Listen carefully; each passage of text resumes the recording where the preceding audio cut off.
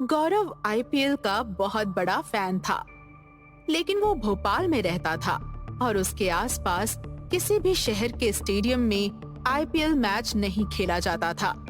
पर एक दिन उसने ऑनलाइन देखा कि इंदौर में आईपीएल का मैच होने जा रहा है। लेकिन इंदौर का स्टेडियम तो शायद बंद हो गया था। अरे तो अब दोबारा चालू हो गया होगा। मैं टिकट बुक कर रहा हूँ, हम पांचों जाएंगे। ओके, संदीप, माला, पूजा, उत्तम, तुम में से कोई भी पीछे हटाना तो याद रखना। ठीक है भैया, बुक कर लो। तुम्हें मना करेंगे तो नाराज हो जाओगे। गौरव ने उन पांचों का टिकट बुक कर लिया। देखते ही देखते मैच वाला दिन आ गया और वो लोग अपनी कार में सवार होकर इंदौर के लिए निकल गए। रात का समय था। संदीप तेज रफ्तार में कार चला रहा था।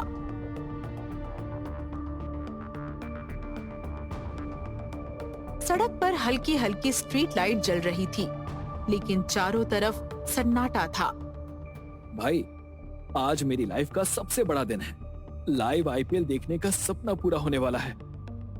बस स्टेडियम भूतिया ना निकले, क्योंकि ये तो ऑफिशियली बंद था ना। मतलब ये जो टिकट तुमने बुक की है, कहीं फेक तो नहीं? अरे यार, नेगेटिविटी मत फैला। देख लेना, स्टेडियम खचाखच भरा होगा। इसी बीच संदीप ने अचानक जोर से ब्रेक मारी।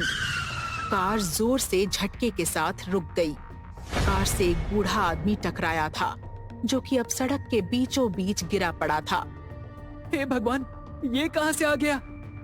जल्दी बाहर निकल, देख उसे कहीं कुछ हुआ तो नहीं। संदीप घबराते हुए कार से निकला और बूढ़े आदमी को उठाने की कोशिश करने लगा। तभी बूढ़े आदमी ने संदीप का हाथ पकड़ लिया। संदीप ने उसे उठाया और बिना कुछ कहे उल्टी दिशा में जाने लगा। संदीप, क्या कर रहे हो? छोड़ दो उसका हाथ, वापस आ जाओ। अरे कहाँ जा रहे हो संदीप? वापस आओ। यार मजाक मत कर, वापस आ जा। संदीप!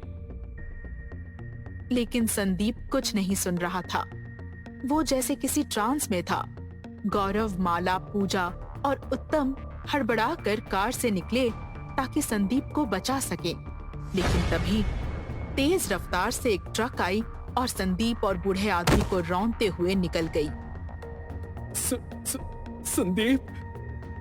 गौरव चीखा और उसे भी एक झटका महसूस हुआ और उसकी आंखें खुली। वो अभी भी कार के अंदर था और कार तेज रफ्तार में चल रही थी। संदीप कार चला रहा था।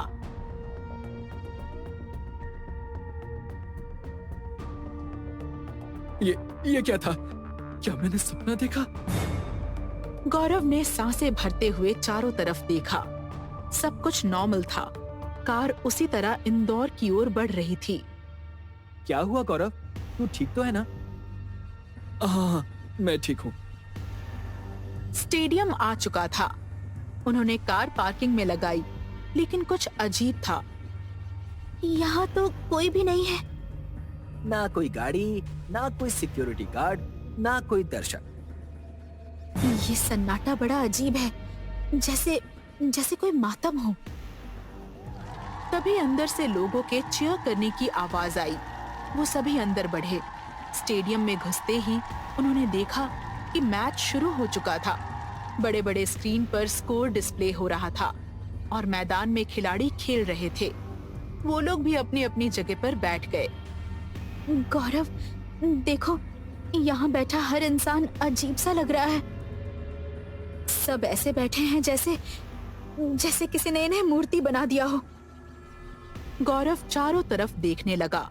सच में पूरे स्टेडियम में बैठे लोग एकदम शांत, एक ही मुद्रा में बैठे थे, बिना हिले, बिना किसी एक्साइटमेंट के, जैसे रोबोट हों। गौरव, मुझे अजीब लग रहा है, हमें यहाँ नहीं रुकना चाहिए। जैसे ही पूजा ने ये कहा, पूरे स्टेडियम के हजारों लोग एक साथ उसकी तरफ देखने लगे।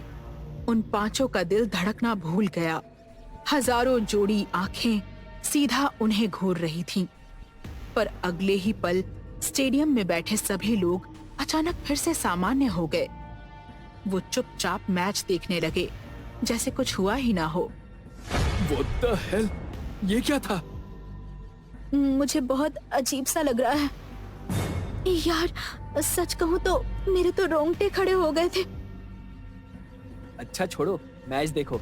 और हाँ गौरव, तू कुछ खाने के लिए लेकर आ यार, भूख लगी है। हाँ हाँ मैं जा रहा हूँ, बताओ क्या लाना है? सभी ने अपने अपने पसंदीदा स्नैक्स बता दिए और गौरव उठकर कैंटीन की ओर चल पड़ा। गौरव जैसे ही कैंटीन पहुंचा, उसका दिल धड़क उठा। चारों ओर अजीब सा सन्नाटा था, ना कोई आदमी, ना कोई हलचल। कैंटीन का काउंटर धूल से भरा हुआ था और ऐसा लग रहा था जैसे वहां बरसों से कोई आया ही ना हो। ये क्या मामला है? ये जगह तो सुनसान पड़ी है।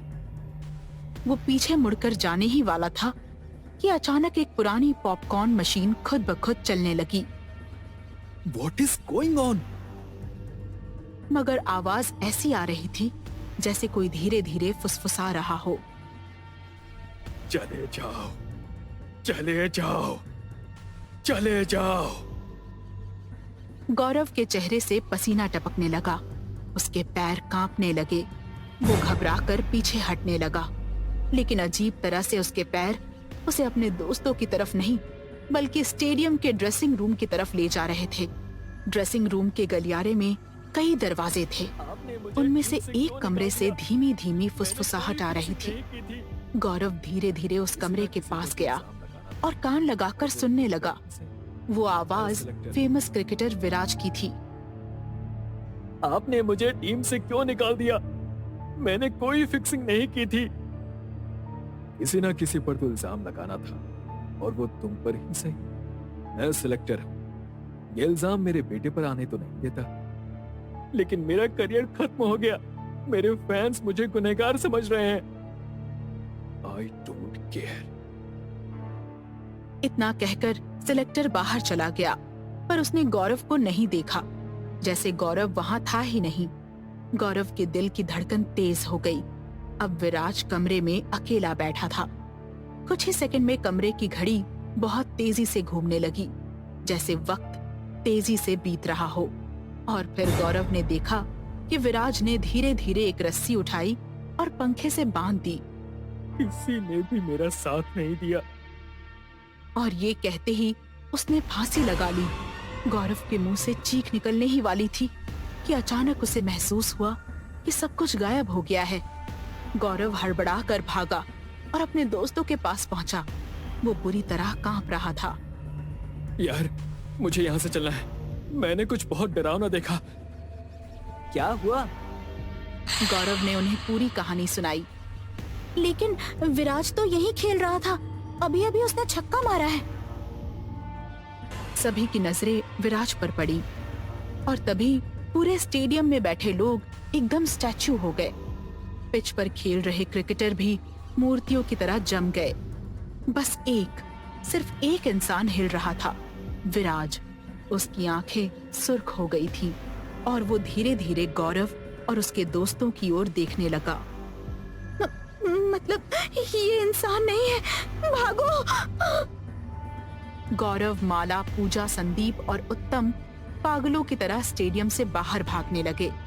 लेकिन तभी भयानक आवाज के साथ विराज उनके ठीक सामने प्रकट हो गया। उसकी आंखें जल रही थी, चेहरा गुस्से से तमतमा रहा था और ऐसा लग रहा था जैसे वो अभी उन्हें चीर फाड़ डालेगा।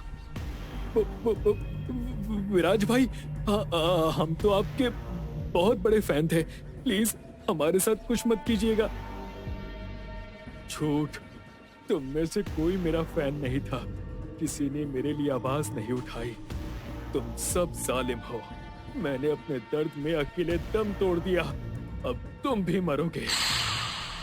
पांचों दोस्त घुटनों पर बैठ गए, हाथ जोड़कर गिड़गिड़ाने लगे। प्लीज प्लीज हमें छोड़ दो, हमने तुम्हारा कुछ नहीं बिगाड़ा। ठीक है, एक आखिरी मौका देता हूँ। अगर तुम लोग मुझसे क्रिकेट मैच जीत गए तो मैं तुम्हें जाने दूंगा, वरना पांचों ने एक दूसरे की तरफ देखा। उनके पास कोई और चारा नहीं था। ठीक है, हम खेलेंगे। पांचों विराज के साथ पिच पर पहुंचे। मैच शुरू हुआ। विराज ने बैटिंग संभाली, गौरव ने बॉलिंग और बाकी तीनों फील्डिंग करने लगे। पहली ही गेंद पर विराज ने जोरदार शॉट मारा। गेंद सीधा माला के मुंह पर लगी। वो दर्द से चीखते हुए जमीन पर गिर गई। माला! अगली गेंद सीधा उत्तम की छाती से टकराई। तीसरी गेंद संदीप से टकराई और वो हवा में उल्टा उछलकर जमीन पर गिरा। फिर पूजा के साथ भी यही हुआ और अब सिर्फ गौरव और विराज बचे थे। गौरव ने अचानक गेंद जमीन पर फेंकी और पागलों की तरह स्टेडियम से बाहर भागा। तू भागकर बच नहीं सकता। पीछे से गेंदें आसमान में उड़ने लगी और तेज रफ्तार से गौरव के सिर पर आकर गिरने लगी।